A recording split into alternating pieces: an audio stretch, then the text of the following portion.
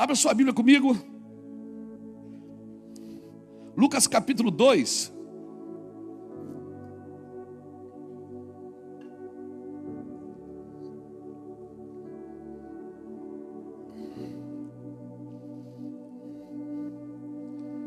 Lucas capítulo 2 e o versículo de número 46.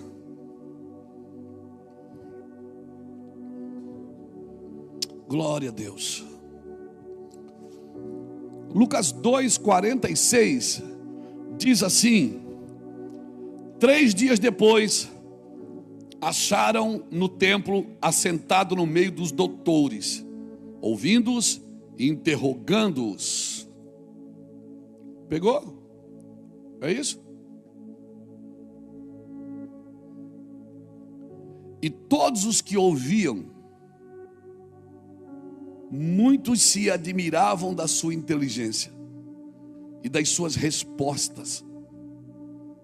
Logo que seus pais o viram, ficaram maravilhados, e sua mãe lhe disse: Filho, por que fizeste assim conosco? Teu pai e eu aflitos, estamos à tua procura. Ele lhes respondeu: Por que me procuráveis? Não sabeis que me cumpria estar na casa de meu pai? Não compreenderam, porém, as palavras que lhes dissera? E desceu com eles para Nazaré. Era-lhes submisso. Sua mãe, porém, guardava todas estas coisas no coração. E crescia Jesus em sabedoria, estatura, graça diante de Deus e diante dos homens. Amém, irmãos? Irmãos, nós estamos lidando nesses dias com uma geração que se conformou em ser morno, que se conformou com a mornidão, que não é quente, que não é frio, mas que se conformou a levar o evangelho na boa, vamos dizer assim. Não, querido, o seu evangelho precisa ser intenso, porque eu vou te falar uma coisa: isso é que nem um casamento. Às vezes esfria o amor, esfria o companheirismo, às vezes esfria a alegria, mas tem uma aliança ali. Ali tem uma aliança. Amém, querido? E tudo que tem uma aliança, ele precisa ser nutrido e regado. E eu tenho visto uma geração que se conforma em ser morno, uma geração que vive tentando escapar da dor do treinamento, da dor do aperfeiçoamento, porque aperfeiçoar dói, treinar dói. E eu e você precisamos estar submissos a isso. Por quê? Porque nós nunca mais vamos viver. Do dia que eu entreguei minha vida para Jesus, eu nunca mais vou viver do meu jeito. E eu sempre pergunto isso: se você queria viver do seu jeito, por que então que você entregou sua vida para Jesus? E você não vai conseguir viver do seu jeito. Não, pastor, porque é impossível. Aquele que já experimentou o dom de Deus, ele consiga ser feliz fora disso. É impossível, irmãos. Essa semana eu li uma frase que eu achei muito interessante. Dizia: às vezes dói como nunca, para não doer nunca mais. Às vezes dói como nunca o momento que você está passando, mas é para não doer nunca mais. Às vezes você está passando um momento difícil, mas esse momento é pedagógico, e eu e você precisamos aprender. Então eu e você não precisamos compreender tudo. Nós precisamos ter uma visão correta de Cristo. Por que Cristo me chamou para viver isso? E essa noite eu queria gastar esse tempo de culto para trazer para a gente uma cosmovisão do reino de Deus. Ou seja, o homem, a mulher que vive no reino de Deus, qual é a cosmovisão que ele precisa ter? Entregar para o Senhor os seus sonhos é fácil. Por quê? Porque você não viveu ainda. O difícil é entregar para o Senhor as suas culpas, as suas derrotas, as suas decepções, os seus medos. Porque é mais difícil entregar o que você já viveu do que o que você não viveu ainda. É muito difícil entregar o que você já viveu. Onde você perdeu, onde você sofreu, onde você se decepcionou. A gente está sempre tentando proteger esse lugar, para que a gente não passe por isso de novo. E eu te falo, se isso não deixou coisas boas em nós vamos ter que passar de novo. A gente está sempre tentando proteger o lugar ferido. E eu vou te falar, e se isso não nos curou, nós vamos ter que fazer a prova de novo. Querido, ele na igreja primitiva, Jesus na igreja primitiva, ele não mandou os discípulos como ovelhas, ou melhor, como predadores. Ele mandou como ovelhas. Ele disse: vocês vão ser enviados como ovelhas em meios de lobos. Então, para você ter uma ideia, a partir do momento que você entrega a sua vida para Jesus e quer viver uma vida sadia na presença de Deus, você não está aqui para ser predador, está aqui para ser presa.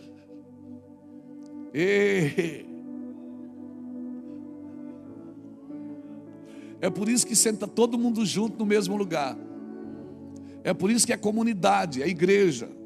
Porque é pedra ralando pedra, não é tijolos. Fazer um altar de tijolos é fácil, é tudo o mesmo naipe. De pedra é difícil, porque tem pedra redonda, tem pedra quadrada, tem pedra lascada, tem pedra áspera. E você vai ter que ir uma encaixando na outra até formar aquele altar. O altar do Senhor é feito de pedra, a igreja é pedra viva, não é feito de tijolos. Se você ler Jeremias, eu creio que está na Bíblia. Se você ler Jeremias, você vai ver uma coisa: que Deus não recebia sacrifício em altares de tijolos, só em altares de pedra. Sabe o que eu aprendo aqui? Que sacrifício só é possível com pessoas diferentes. Porque é muito mais fácil eu deixar a igreja porque eu não concordo. É muito mais fácil eu sair do lugar porque tem muita gente. Eu vou congregar em casa, eu vou buscar Deus em casa. Não, é na igreja que nós somos aperfeiçoados. Amém? É na igreja que nós somos aperfeiçoados. Até cachorro entrou aqui hoje, viu, irmão? E alguém me perguntou: por que o cachorro entrou na igreja? Porque a porta está aberta, irmão. E por que ele saiu? Porque ele entrou, ele não vai ficar aqui para sempre. Daqui a pouco você vai embora também.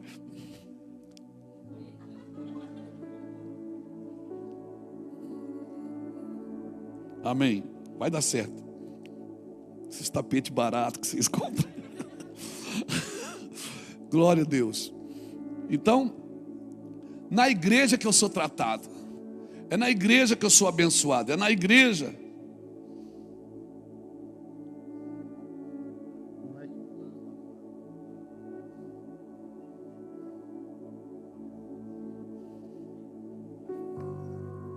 Não deu.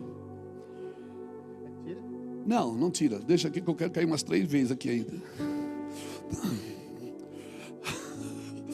Então é muito mais simples você viver isolado. E a Bíblia fala no capítulo 18 de Provérbios que quem busca o isolamento, quem se isola, busca a sua própria ruína, e insurge-se contra a verdadeira sabedoria. Aquele que se isola, ele busca a sua própria ruína. Agora nem eu posso errar o versículo que eles botam ali atrás, né, irmão? Né? Então ele insurge-se contra a verdadeira sabedoria. Por quê? Porque a sabedoria de Deus não é bom que o homem esteja só. A narrativa negativa da criação não é bom que o homem esteja só. Isso não serve só para casamento. Isso é a unidade do corpo, é um curando o outro, trabalhando no outro. Então eu e você precisamos viver uma cultura de reino. E a cultura de reino é coletividade, irmãos. Esse texto aqui, ele representa para mim uma cosmovisão. Porque, como assim, pastor? Uma cosmovisão que você tem do Evangelho é que vai governar você. O que você vê quando você olha para frente? O que é que você vê? O que é que você espera do mundo? O que é que você espera de Cristo? O que é que você espera da igreja? O que é que você espera, irmãos? Por quê? Porque você tomará decisões de acordo com a sua cosmovisão. Qual é a cosmovisão que você tem do Evangelho? Deixa eu te explicar isso melhor. Aquela irmã querida, chamada Madre Teresa de Calcutá, uma mulher que viajou para os lugares mais pobres da terra, uma mulher que cuidava de leprosários. Um dia ela chega em Nova York, ela olha para aqueles prédios e ela solta uma frase que ficou conhecida no mundo: eu nunca vi um lugar tão pobre como esse. Por quê? Porque a cosmovisão dela era moral, não era material. Então, o que é que te impressiona? São coisas ou são vidas? O que é que te impressiona? Porque é fácil às vezes impressionar pessoas ambiciosas. Quem você acha que cai no conto do bilhete premiado? É o ambicioso, irmão. Porque o ambicioso é fácil você impressioná-lo. Mas aquele que tem uma cosmovisão espiritual, que ele espera algo além deste mundo. E Jesus deixou claro para os seus discípulos, ele disse: olha, vocês que deixaram tudo por mim, vocês viverão e ganharão 100 vezes mais nessa vida e na vida que está por vir. Sabe o que Jesus está dizendo? Não espere só dessa vida, porque o homem que espera só dessa vida é o mais miserável dos homens. A vida não termina quando Deus tirar o seu fôlego de vida. Para mim a vida vai começar ali. É como se você estivesse fazendo um vestibular agora, irmãos. E se você for bem no cursinho, você vai viver a vida eterna com Cristo. Aleluia! Aleluia! Então qual é a cosmovisão que eu tenho da igreja? Eu vou lá domingo, me reúno, falo 2h30, fico lá, depois a gente vai comer lanche e vamos para casa, e segunda a vida continua, é a vida que segue. Não, irmãos, não. A cosmovisão que eu tenho do reino de Deus, ela que vai ditar as decisões que eu preciso tomar. E qual era a visão que governava a vida de Jesus desde 12 anos de idade? Desde 12 anos, Jesus um dia, eles estão em Jerusalém, seus pais, eles se perdem dos seus pais, e eles acharam ele, foi 2 ou 3 dias depois, e ele estava no meio de doutores, no templo lá. E a mãe disse: meu filho, o que você fez isso? Ele disse: por que você estava me procurando? Qual era a cosmovisão que governava ele? Tratar dos negócios do meu pai. Desde 12 anos ele já tinha uma visão, uma cosmovisão.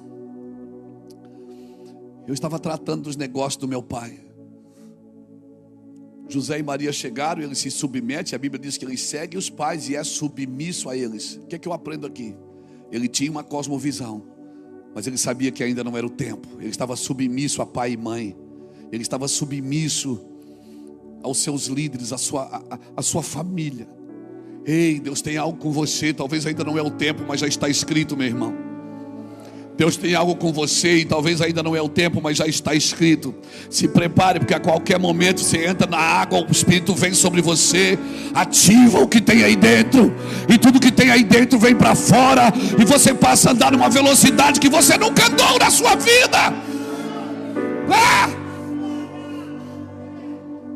Alguém dá um glória a Deus. Aí você fica: será que é isso mesmo? Será que vai acontecer? Eu era criança, eu me lembro, hoje eu me lembrei disso lá em casa. Eu me lembrei disso lá em casa. Eu era menino, tinha 8, 9 anos. Nós brincávamos na casa do meu avô, o seu Noca e a dona Moringa, meus avós. Eles eram presbiterianos. Nós amarrávamos o fio de ferro na cadeira e ficava brincando de culto. Abria o inário e ficava cantando hinos do inário. E era muito bom abrir a Bíblia na casa do meu avô, porque sempre tinha dinheiro dentro. Eles já estavam mais velhos, eles esqueciam do dinheiro dentro. E agora a gente já tinha dinheiro para oferta também. A gente já estava brincando. Eu saí dali, me perdi, meus pais se separaram, a gente se perdeu nas drogas. Mas tinha uma cosmovisão de reino lá dentro, irmãos. Estava lá dentro, e um dia que as águas se abriram para nós entramos nelas, e o Espírito Santo veio. Eu quero dizer para você que já está tudo aí dentro.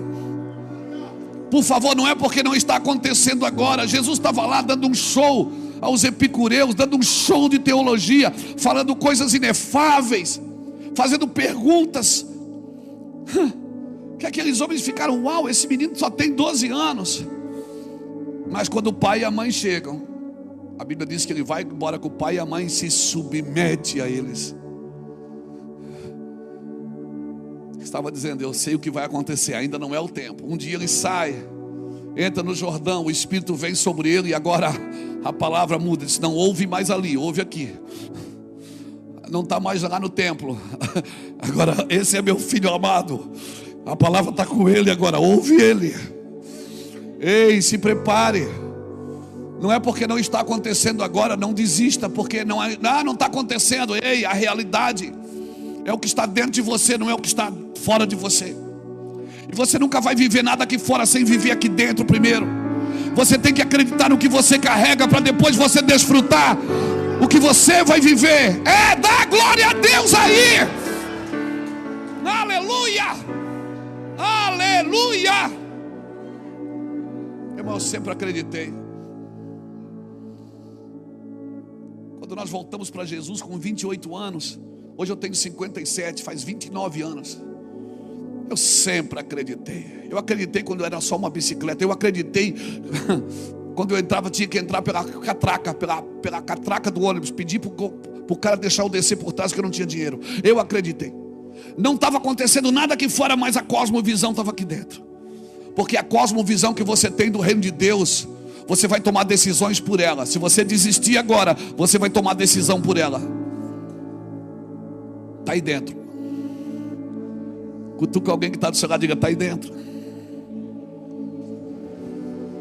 Sua visão não pode incluir só você. Ela não é de Deus quando ela inclui só você.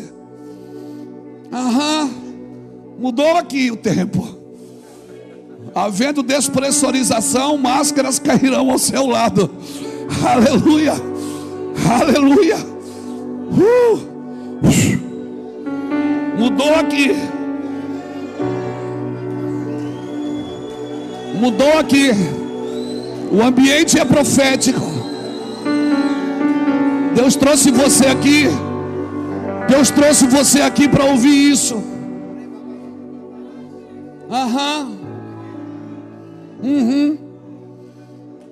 O ambiente é profético. O mundo está preparando você para viver uma cadeia de domínio, irmão. Nós estamos sendo preparados para que sejamos dominados pelo comércio, pela indústria, pela mídia, pela cultura, pela ideologia política, pela ideologia de gênero. O mundo está tentando controlar a sua vida, está tentando preparar a sua mente para um ambiente de domínio, de controle. Uma cadeia de domínio que determina o que você vai ser, o que você vai ter e o que você vai fazer. O sistema treina você para uma cosmovisão materialista.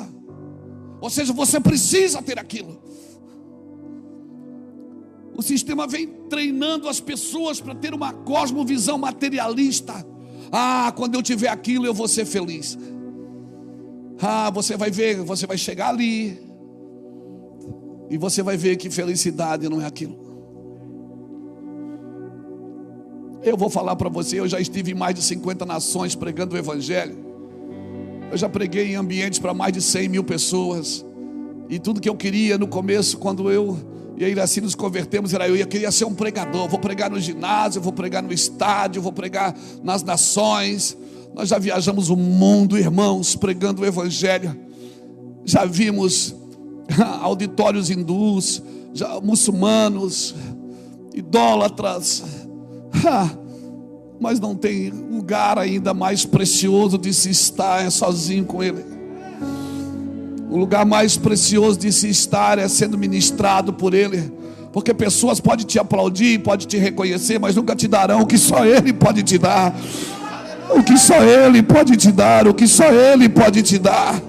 E tem uma coisa que Ele pode dar que ninguém outro pode dar: é nova vida, novo tempo, novo começo, vida eterna. Só Ele pode fazer isso por você e mais ninguém. Sim, só Ele pode fazer. Sim, Segura. Uma cosmovisão para consumirmos mais do que precisamos, comer mais do que precisamos, ter mais do que o necessário. Isso é uma cosmovisão materialista, sistemática, que quer treinar sua mente e sua alma para viver dessa forma. Sabe? Bota aqui para mim 1 Samuel, capítulo 4. 1 Samuel, capítulo 17, versículo 4. Deixa eu mostrar uma coisa para você. Então saiu do arraial dos filisteus um homem guerreiro, cujo nome era Golias, de Gate, da altura de 6 côvados e 1 palmo. Trazia na cabeça um capacete de bronze e vestia uma couraça de escamas, cujo peso era de 5.000 ciclos de bronze. Trazia caneleiras de bronze nas pernas e um dardo de bronze entre os ombros.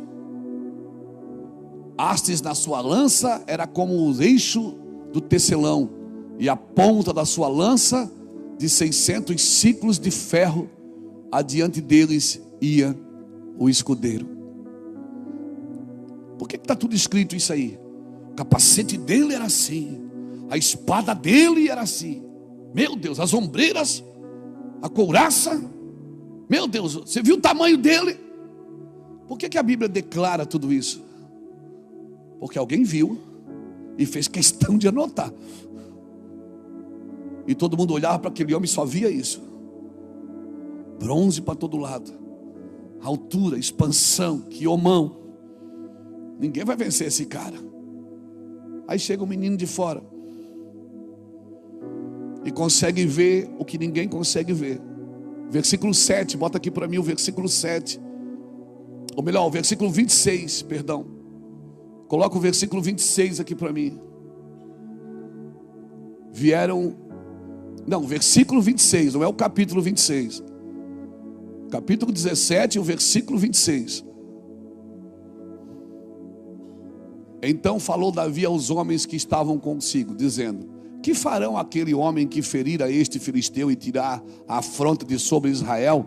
Quem é, pois, esse incircunciso filisteu para afrontar o exército do Deus vivo? Todo mundo viu o exército, bota lá. Só muda quando eu pedir.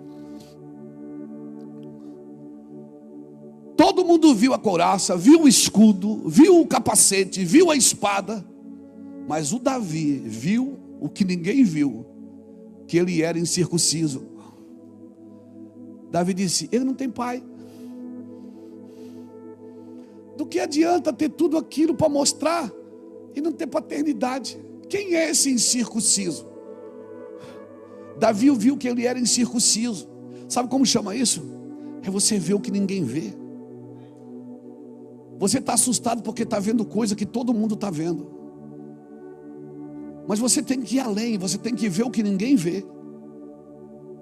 Se você quer viver o que poucos vivem, você não pode fazer o que muitos fazem. Sabe, Davi olhou para aquele homem, ele não viu capacete, ele não viu tamanho, ele não viu espada. Tanto é que ele pegou a espada do cara e arrancou a cabeça dele depois. Beto, ele não viu nada. Ele disse: esse cara não é circuncidado. Ele não tem paternidade. Do que adianta ter tudo isso e não ter paternidade? Depois que Davi derruba e mata o gigante, Davi vem com a cabeça do gigante e com a espada na mão. Saul faz uma pergunta para Abner. Saul pergunta assim, Gladys: de quem é filho esse menino?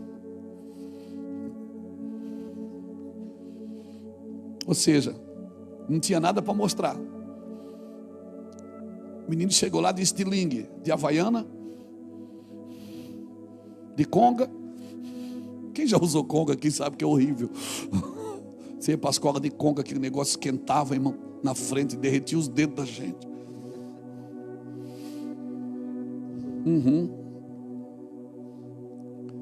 Davi não tinha nada para mostrar, mas Saul percebeu que ele tinha paternidade.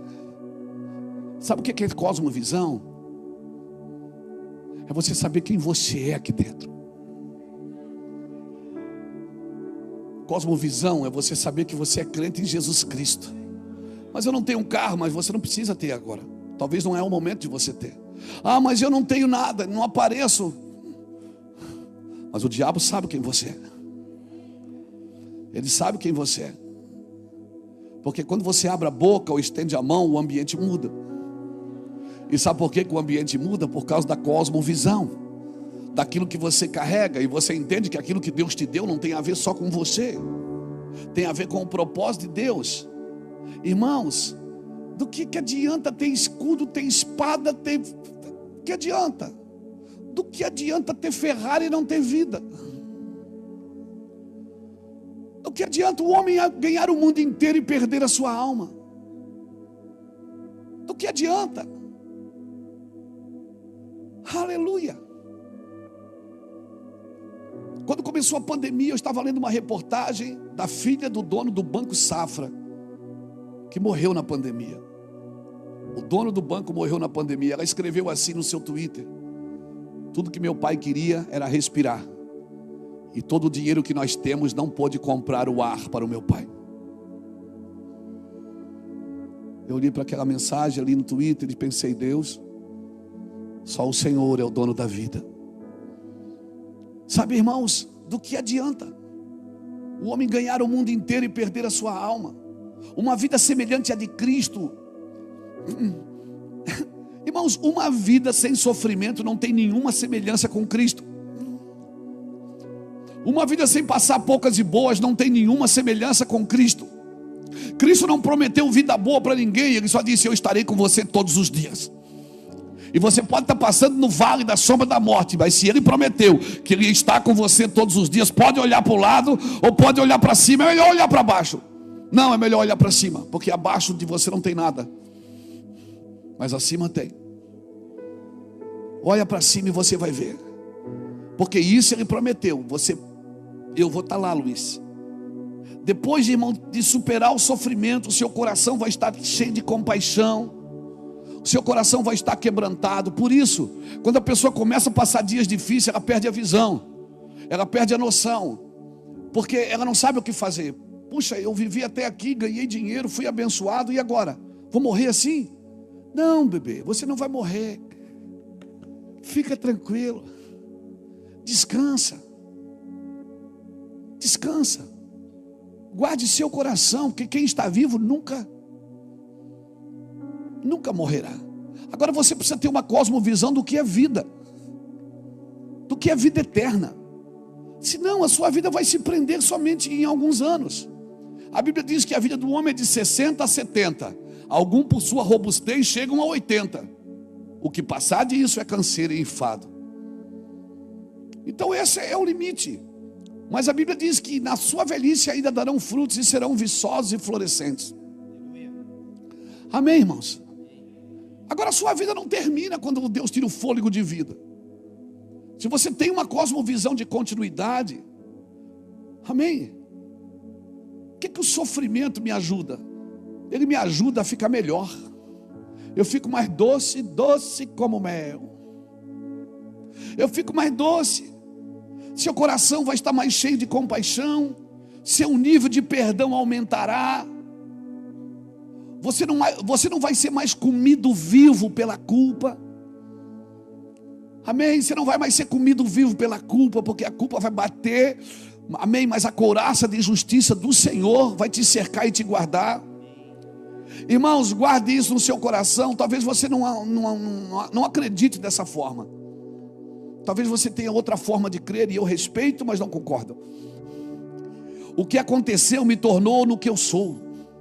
Então o que aconteceu precisava ter acontecido. Foi bom ser afligido para que eu aprendesse a guardar os teus decretos. O que aconteceu comigo me tornou em quem eu sou. Então o que aconteceu comigo era necessário ter acontecido. Tudo que aconteceu tinha que acontecer para eu me tornar quem eu me tornei. A Bíblia diz que nós temos o ministério da reconciliação. Depois você lê 2 Coríntios, no capítulo 5, versículo 13 a 21. Ele nos reconciliou com Ele. Então se isso tudo é para me reconciliar com Ele, a ferida é necessária. A ferida é necessária, a alma precisa ser ferida, o corpo precisa ser ferido, o espírito não, porque o espírito está pronto. O espírito está pronto, irmãos, mas a carne é fraca. É uma ilusão você achar que o estado natural correto de Deus a uma pessoa é viver sem ferida e sem sofrimento. Não tente espiritualizar a carnalidade. Não tente, está mal. Está mal, você tem o direito de ficar mal. Tomara que não seja hoje. Mas você tem o direito de acordar mal. Você tem o direito de não estar bem naquele dia. E como é que eu faço? Quando você está alegre, celebre. Te vi llegar con sal en la piel y el mundo se partió cuando dijiste ven. Tu risa pegó como un golpe al mar, me cambió la manera de mirar atrás. Y ahora siento que no puedo parar, si te acercas todo vuelve a girar. Dime sí, dime dónde vas, que conmigo la noche sabe más. Bajo el sol, tú me prendes el motor. Bajo el sol, se me escapa el corazón. Quédate aquí, que sin ti me falta aire. Bajo el sol, tú me... I almost said it on the way back home, but the words got stuck in my throat. You looked at me like nothing was wrong, so I let it go. We laughed about some random thing, like we were slowly fading out. Funny how we both can feel it, but never talk it out. It's always easier pretending than watching something end. We keep the peace in silence, like it's a better friend. I almost said it, but I didn't. Now it's hanging in the air. We act like nothing's different, but it's everywhere. I almost said it.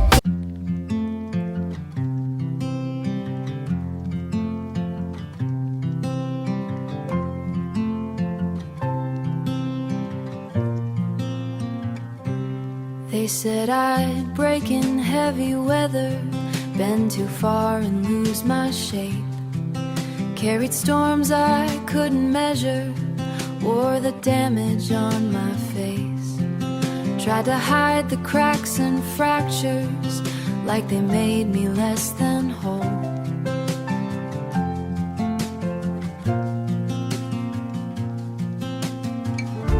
But every line just traced the map of everywhere I've grown. I was waiting for a rest.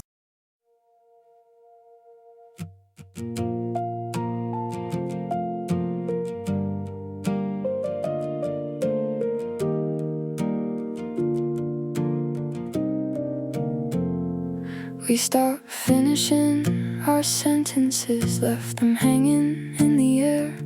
Used to talk till morning came, now there's nothing there. We kept trying out a habit, not because it felt the same. Two good hearts just slowly walking out of place.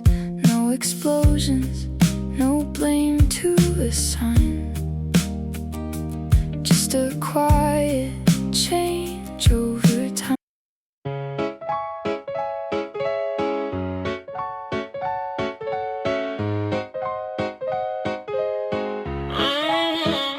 I wake up tired before the day starts. Coffee cold, same loop, restart.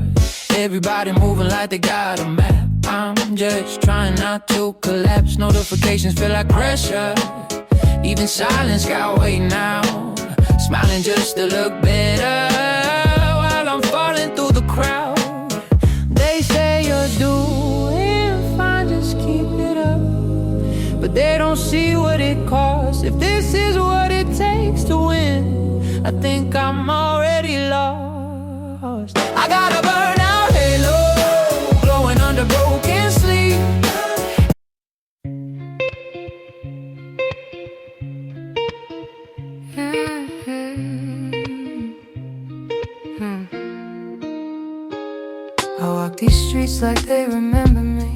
Neon signs blinking out my history. Same old cafe, same empty seat. But nothing here feels like it knows me. Phone in my hand but I don't call back. Voices fade and the train track crack. Everybody's moving too fast.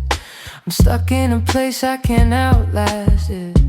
Every corner feels like deja vu. Like I've been lost here way too long. Even the silence hums your tune, but I can't tell what went wrong. This city knows my name too well, but never asked.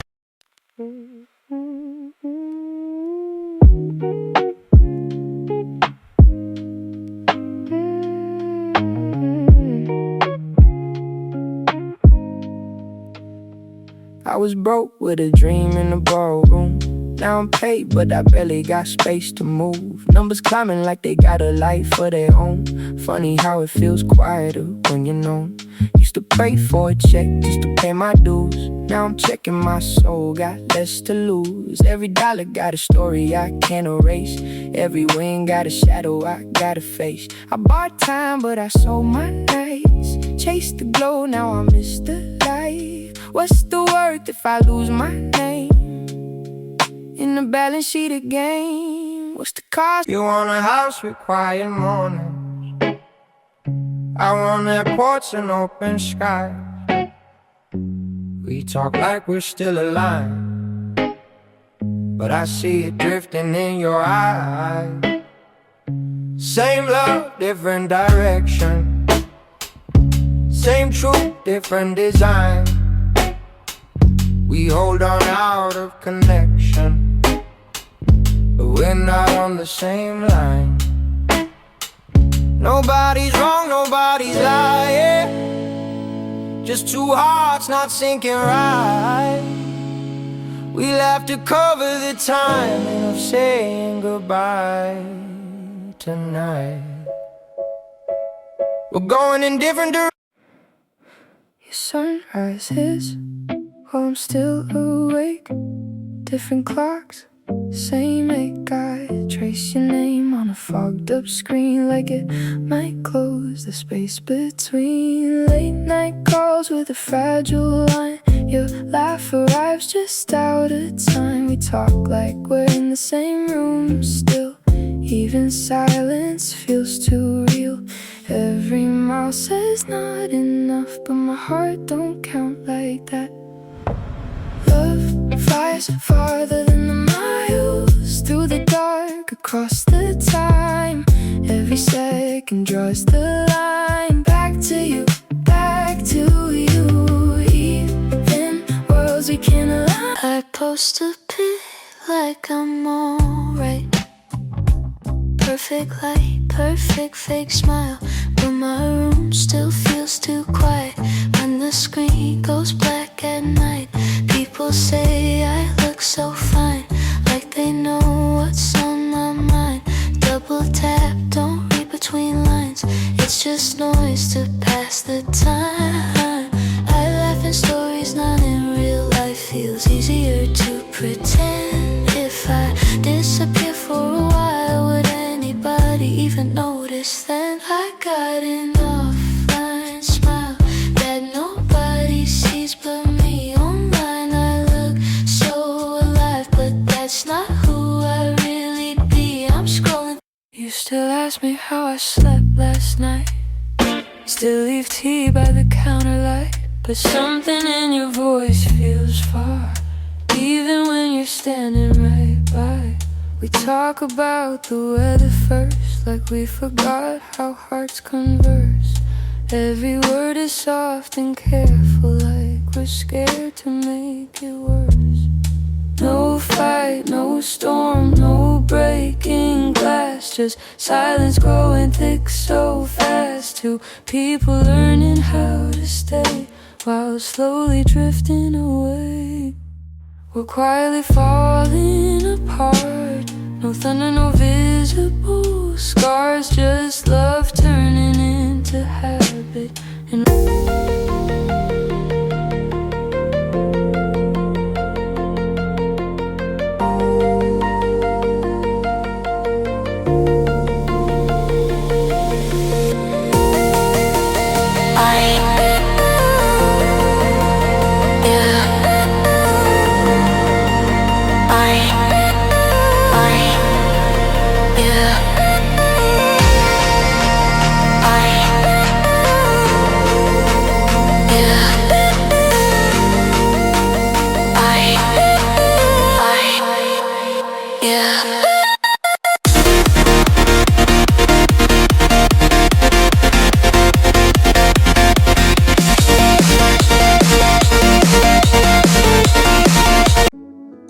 existe, aprenda. Aprenda. Fecha a boca. Fica quieto. Se você quer usar um colete, não adianta, irmão. Vou mergulhar, vou usar um colete para não naufragar. Vou botar um colete para não tomar bala. Vou proteger o meu fracasso. Vou me proteger do fracasso e da mágoa. Querido, quem faz isso certamente não conhecerá o verdadeiro amor de Deus. Se nós não sabemos quem nós somos, nós não vamos fluir como devemos. Se eu não sei quem eu sou, eu nunca vou fluir como eu devo. Agora, quem eu sou está naquele que me criou. Eu não descubro quem eu sou olhando para mim. Eu descubro quem eu sou olhando para Ele. Porque nele está a minha identidade. Foi Ele que me criou. Então, para me conhecer, eu preciso conhecê-lo primeiro. Senão eu vou estar sempre querendo ser uma coisa que eu não sou. Mas quando eu olho para Ele, olharam para Ele e foram iluminados. E os seus rostos não ficaram confundidos. Porque quando você olha para Ele primeiro, Ele te organiza naquilo que você tem que ser, que você tem que ter e que você tem que fazer. Meu irmão, isso é evangelho. Pastor, mas eu tenho muito orgulho. Eu também. Eu também tenho. Bota aqui para mim Tiago capítulo 4 e versículo 1. Aleluia. Você está bem? Está tudo bem? Isso, dá uma relaxada. Quer ficar de pé para mexer um pouco? Não, está tudo bem?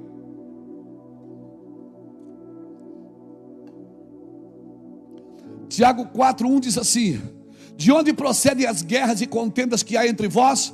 De onde senão dos prazeres que militam na vossa carne? Cobiçais e nada tendes, matais e invejais e nada podeis obter. Viveis a lutar e a fazer guerras, nada tendes porque não pedis. Pedis e não recebeis porque pedis mal, para esbanjardes em vossos prazeres. Infiéis. Algumas traduções dizem adúlteros. Não compreendeis que a amizade do mundo é inimiga de Deus? Aquele, pois, que quiser ser amigo do mundo, constitui-se inimigo de Deus. Ou supondes que em vão afirma as Escrituras, é com ciúme que por nós anseia o Espírito? O que está escrito aqui? Que o Espírito tem ciúme de mim? Quando você trai ele por alguma outra coisa, ele tem ciúme. Querido, né, irmão? Que querido, né? Ele tem ciúme. Aleluia. Que Ele fez habitar em nós. Antes Ele dá maior graça pelo que diz: Deus resiste aos soberbos, mas dá graça aos humildes. Sujeitai-vos, portanto, a Deus, mas resisti ao diabo, e ele fugirá de vós. Ninguém consegue resistir ao diabo sem primeiro se sujeitar a Deus. Ninguém vai conseguir vencer Satanás sem primeiro se sujeitar a Deus. Vamos lá, 8. Chegai-vos a Deus e Ele se chegará a vós outros. Purificai as mãos, pecadores. E vós que sois de ânimo dobre, limpai o coração. Afligi-vos, lamentai e chorai. Converta-se o vosso riso em pranto e a vossa alegria em tristeza. Como é que é isso? Ele está dizendo para me parar de rir e chorar? Ele está dizendo: afligi-vos, volta lá no 9. Afligi-vos, lamentai e chorai. Converta-se o vosso riso em pranto e a vossa alegria em tristeza. Vai. Humilhai-vos na presença do Senhor e Ele vos exaltará. O 11 e o 12 ainda. Irmãos, não faleis mal. Aqui não devia ter postado, né?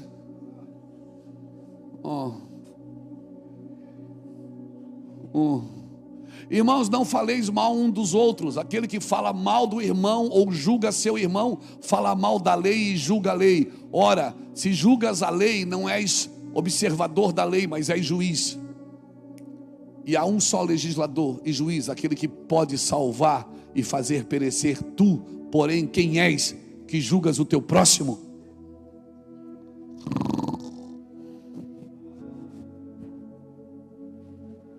Irmão, você pode repetir o uau? Glória a Deus, que uau bonito, irmão. Glória a Deus. Pastor, mas como é que eu detecto o orgulho em mim? Irmão, orgulho é que nem mau hálito. Quem tem não sabe o que tem. E sabe quem é que tem mau hálito?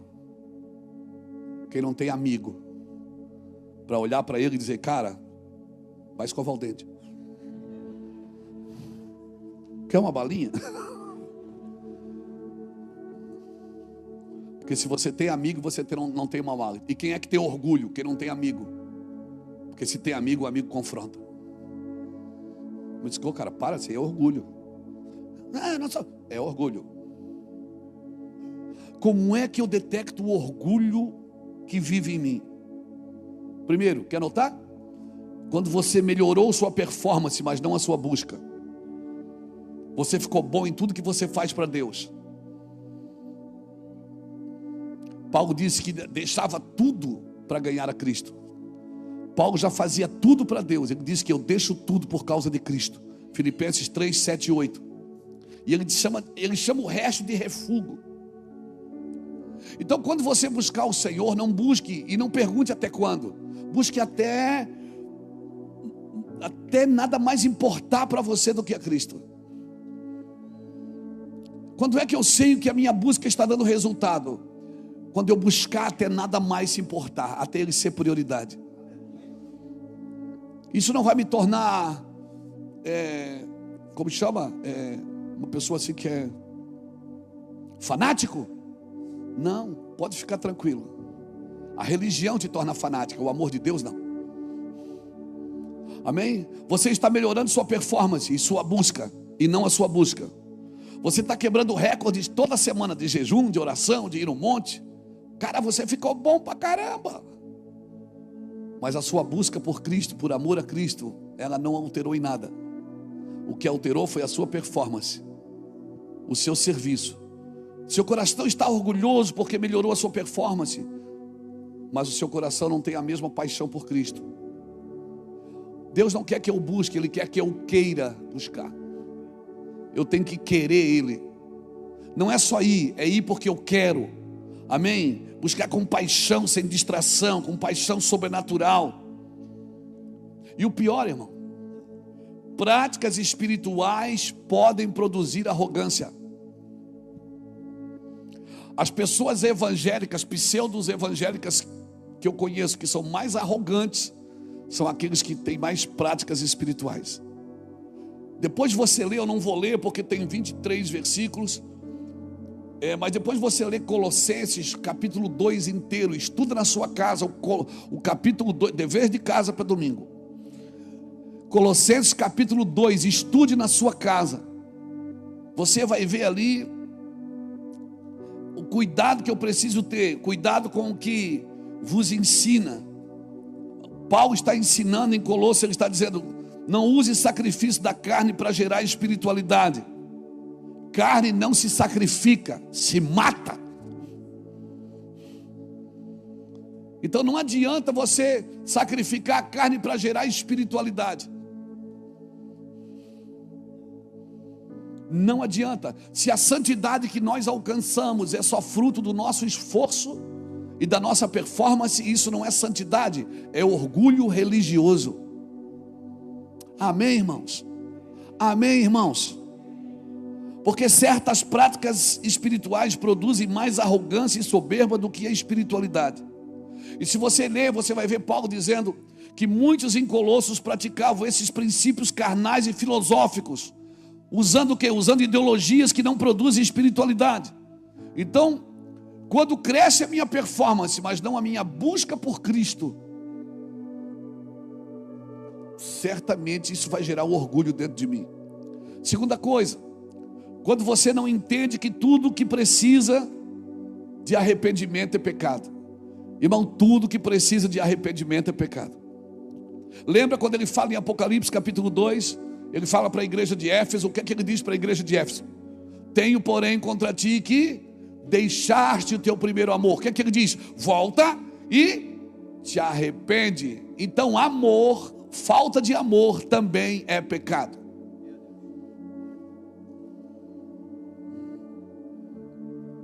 Então o pecado não é só fazer a coisa errada, é deixar de amar. Pecou? Pegou? Pecou não, pegou? Pecado não é só fazer as coisas erradas. Tiago 4,17 diz que se está na tua mão o poder de fazer o bem e tu não fazes, cometes grande pecado.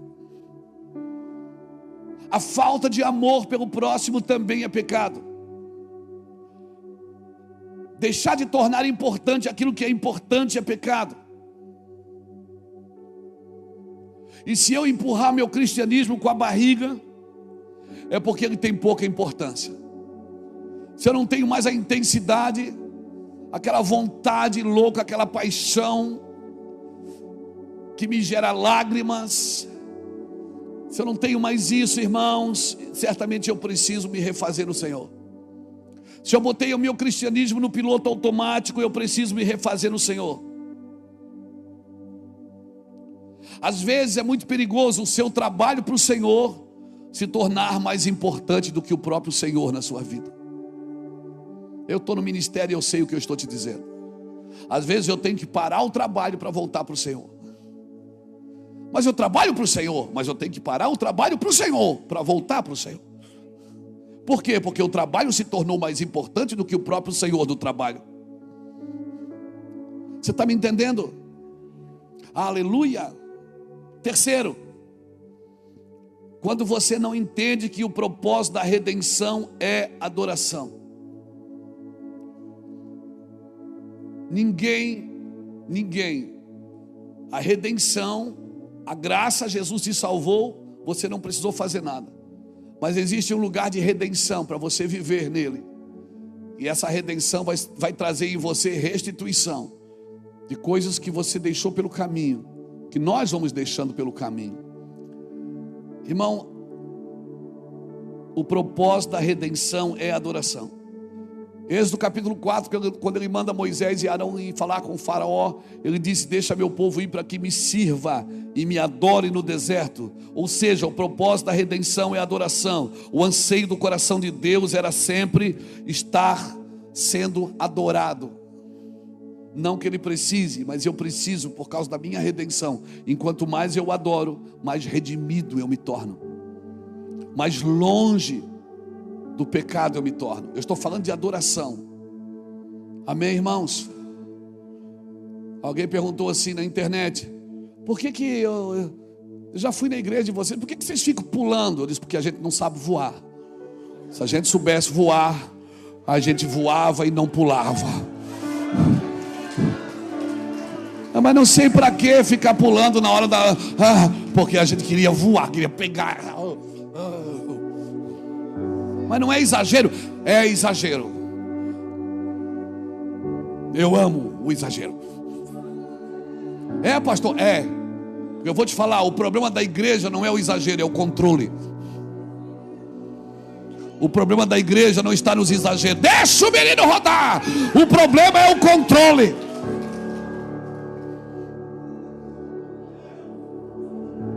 Então por que fica pulando, dançando? Porque a gente queria mesmo era voar. Eu queria mesmo era botar uma tirolesa lá de cima. E na hora de chamar o pastor Luiz para pregar, eu descer de tirolesa. Uma ideia para o templo novo. Exagerado. Mas para que isso? É bom, irmão. É bom. O cara mais exagerado da Bíblia, que adorava a Deus, exagerado, que tirava a roupa, que tirava a coroa, que dançava, que pulava. Sabe como é que ele é conhecido na Bíblia? Como o maior adorador das Escrituras, como o homem segundo o meu coração. E também sabe como é que ele é conhecido na Bíblia? O maior guerreiro, porque adoração e guerra caminham juntas. Quanto mais você adora, mais guerreiro você se torna.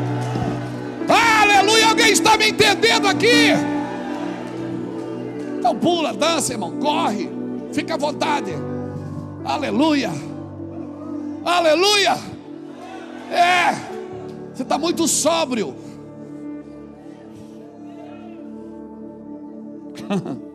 Aí, o que acontece? O povo disse, Moisés disse assim lá, cara, que coisa linda isso. Coisa linda isso, não estou falando do Lapa, estou falando daqui. Moisés diz assim para Faraó: deixa meu povo ir para que me adore. Aí sabe o que é que Faraó faz? Não, eles estão ociosos. Aumenta o trabalho deles.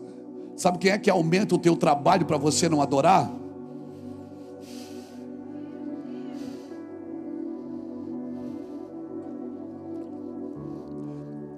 E todo obreiro da casa do Senhor que só trabalha e não adora, serve mal. Porque serve segundo a sua vontade e não segundo a vontade de Deus. Serve do seu jeito.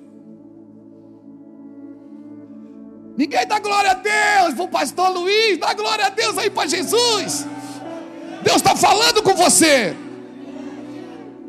Todo servo ele tem que ser adorador.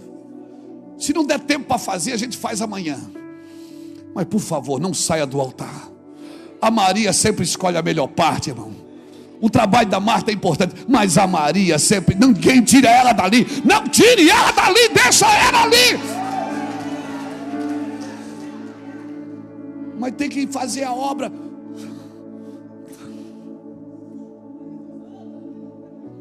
Tem gente que não adora, só arruma demanda para quem adora. Ele arruma demanda para a igreja. Quer que a gente trabalhe o dia inteiro, todo dia. Não, irmão. Deus nunca vai se zangar com você porque você gastou meia hora a mais buscando a Ele. Deus nunca vai se zangar com você porque você disse, cara, hoje eu precisei ficar com Deus. Sabe, Deus falou comigo. Eu abri a Bíblia, rapaz, Deus falou comigo. Mas, meu irmão, tinha tudo para fazer aqui. Não, irmão. Você pode adorar. Se o pastor brigar, não entendeu também. Deixa eu te falar uma coisa. Quem aumenta o teu trabalho para você não adorar é Faraó, ou líderes que têm a síndrome dele. Esse povo está muito ocioso, vão dar trabalho para eles não ter tempo de adoração. Então, irmão, o trabalho não impressiona Deus.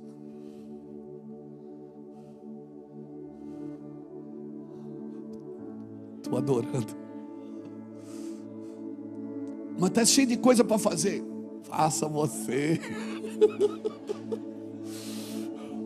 E eu te garanto, quando você sair dali, pelo menos uns 30% do que você tinha que fazer já está pronto, já está resolvido. Por quê? Porque as coisas vão indo para o lugar na medida que Deus vai fazendo, irmãos. Tem uma cosmovisão correta daquilo que Deus quer de você. Ei, tem uma cosmovisão correta daquilo que Deus quer de você. Ler é importante. Só que a Bíblia não é a comida, a Bíblia é o menu. A Bíblia, ela não é a comida. A Bíblia é o menu, a comida é Cristo. Quem come da minha carne e bebe do meu sangue, esse permanece em mim. Você não se alimenta da Bíblia, você se alimenta de Cristo. A Bíblia é o teu menu. Você está me entendendo? Então vai para casa comer de Cristo hoje, irmão. A quarta coisa que eu identifico, que ainda tem orgulho em mim, quando você substitui profecias por frase de efeitos. Tem uma profecia reinando sobre a sua vida. Não substitua. Você vai viver o que você diz, não o que você ouve. O que você ouve muda você, o que você fala muda tudo ao seu redor. E a profecia diz: eu abalarei céus e terra. Eu abalarei o Rio Grande do Sul. Eu abalarei Santa Catarina, eu abalarei o Brasil, eu abalarei o Oriente, eu abalarei o mundo, para que o inabalável permaneça. Tem coisas inabaláveis que precisam permanecer, e aquilo que pode ser abalado será. Então guarde isso no seu coração. E a quinta coisa e última: como é que eu identifico orgulho em mim? Quando você tem vontade de fazer, mas não tem uma palavra para fazer. E você pega tudo e joga tudo em cima da sua vontade. Eu tenho uma vontade, mas não tenho uma palavra. Só a vontade pode deixar um rastro de problema. O dom que recebemos do Senhor pode se tornar um obstáculo para nós mesmos, se usarmos fora da palavra. O dom é para usar dentro da palavra. O dom é para usar dentro da ordem. Amém, irmãos? Tem um texto que eu amo muito, isso mexeu muito na minha vida muitos anos atrás. O Salmo 73, do verso 1 ao 17. Quando o salmista está dizendo: eu tive inveja dos soberbos. Eu tive inveja dos soberbos. Ele disse: porque o Senhor prospera eles, o Senhor dá tudo para eles. Aí no versículo 21 a 28, você vai ver ele falando outra coisa. Ele diz: até que eu entrei no santuário de Deus. Aí no verso 25 ele já diz assim: o que tenho eu além de ti, Senhor?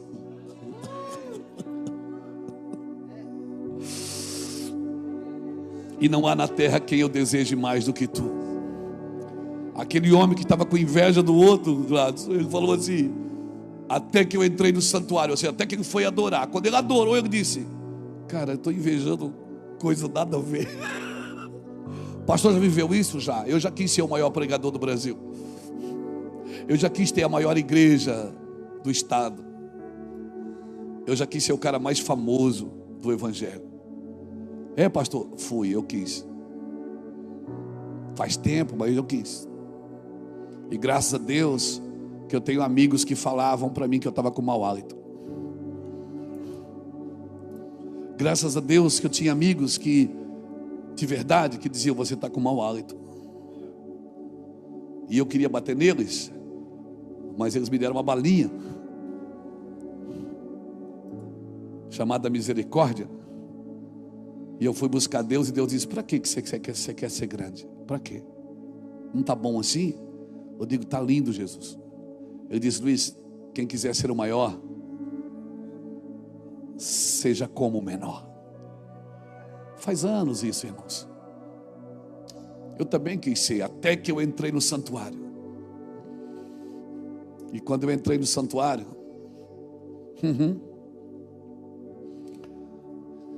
eu também disse o que o salmista disse: quem tenho eu além de ti? Quem tenho eu além de ti? Textos como esse, como de Jeremias capítulo 12, versículo de 1 a 5, depois você lê. Quando Jeremias fica apavorado, ele diz: por que o Senhor prospera o caminho dos ímpios? Por que o Senhor, esses caras fazem tudo errado e o Senhor dá tudo para eles? Jeremias 12, de 1 a 5. Depois você lê. Jeremias ele já era considerado o profeta chorão, né? Ele está lá batendo. Aí no versículo 5, Deus responde para ele.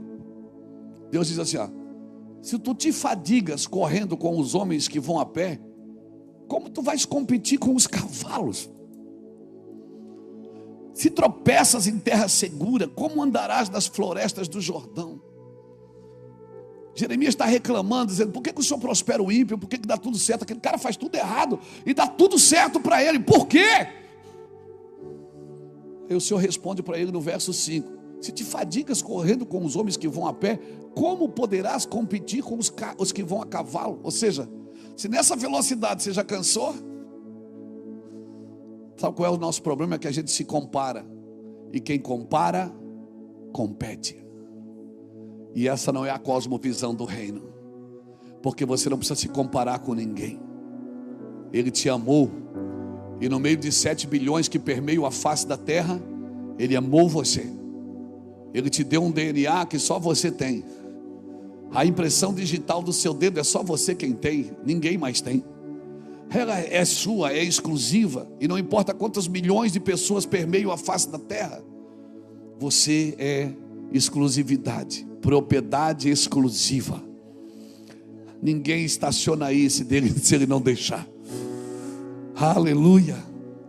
Então é nesse lugar que eu vim aqui hoje para tirar você dele, irmãos, e para te dar uma cosmovisão. Tira essa cosmovisão de sofrimento da sua vida. Tira essa cosmovisão de não ter vantagem, de estar sempre ser um perdedor. Tira essa cosmovisão de só declarar derrotas, porque essa não é a derrota que Deus tem para você, não é a vida que Deus tem para você. A cosmovisão de Jesus com 12 anos, ela determinou o que ele faria. Ele disse: por acaso eu não cuidaria das coisas do meu pai? Estava lá com 12 anos, já sabia o que fazer. Deixa eu te falar uma coisa. Tem coisas que Deus colocou dentro de você que ninguém pode tirar de você. Mas você precisa ver isso. Porque até que você se ame, até que você se considere, até que você acredite em quem você é, isso não é para você ficar soberbo, nem altivo, mas para você ter, sabe, ter uma cosmovisão de reino de Deus. Deus me deu algo e não é para mim. Deus me deu algo e é para alguém. Alguém vai carregar isso. Isso que Deus me deu é para servir alguém. Deus me levantou, não é por causa de mim, é por causa de alguém. Deus me deu uma palavra, não é para mim. Se Deus me deu uma palavra, talvez não seja para mim. Reino de Deus não tem a ver só com você, porque se tem a ver só com você, não é de Deus essa visão. Visão que só inclui a gente não é de Deus. Eu preciso morrer. A preda carne não se sacrifica, se mata. Matai a vossa carne, apresentando ela como um sacrifício vivo, santo e agradável a Deus, levando ela para o altar. Mas não se sacrifica, se mata. Amém, irmãos? Ela não se converterá nunca. Um pastor um dia sentou comigo, o pastor José Rodrigues da MCM, me levou eu lá para lá no quarto dele, lá onde ele mora, na região de Goiânia, Trindade. O quarto dele é assim em cima, numa torrezinha. Ele fez lá, levou, sentou eu lá no quarto dele, disse assim: Luiz, ele tem 84 anos hoje, 84, 85. Eu vou ir lá para lá, sentamos, ele falando: Luiz, deixa eu te falar. Ele fala assim, meio goianês. Eu disse: Luiz, rapaz, Deus está levantando você. Eu digo: amém, pastor. Ele diz: rapaz, vou te falar, quantos anos você tem? Na época eu tinha 52, faz uns 5 anos isso. Foi antes da pandemia, né, Lapa?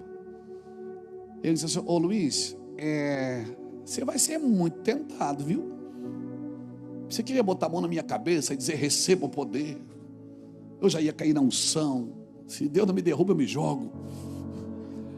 E ele disse: Luiz, você vai ser muito tentado, viu? Tribulado vai ser. Eu digo: pastor? Mas você tem 50, 52, mas quando você fizer 60, você vai continuar sendo? Eu digo: pastor? E quando você tiver 70, rapaz, você pensa que diminui? Pois só aumenta. Eu digo: não, o senhor está brincando. Ele disse: rapaz, eu vou fazer 80 anos. Na época ele ia fazer 80. E você sabe que o diabo não desistiu de mim ainda. Rapaz, eu estou um velho, 80 anos. Aquela palavra entrou no nosso coração.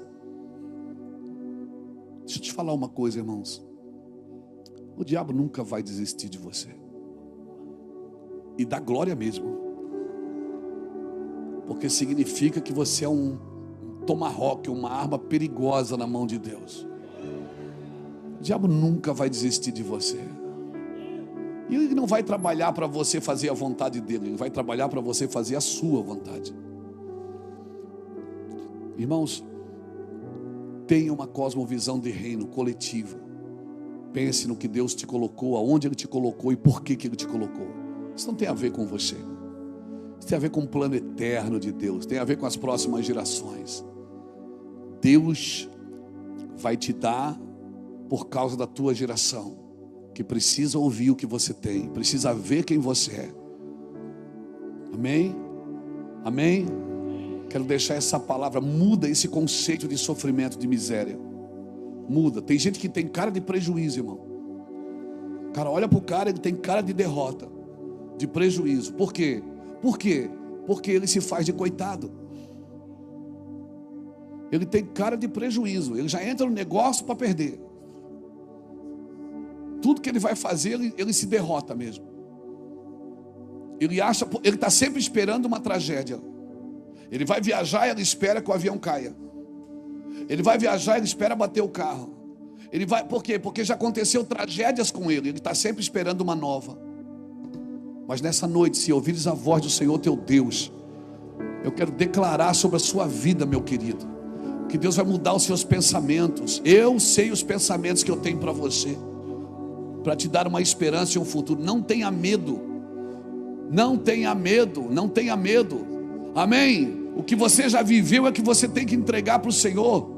Amém? Teu passado tem que ser resolvido, para o teu presente fazer sentido, e o teu futuro está garantido. Entenda isso no seu espírito. Isso é uma frase de efeito.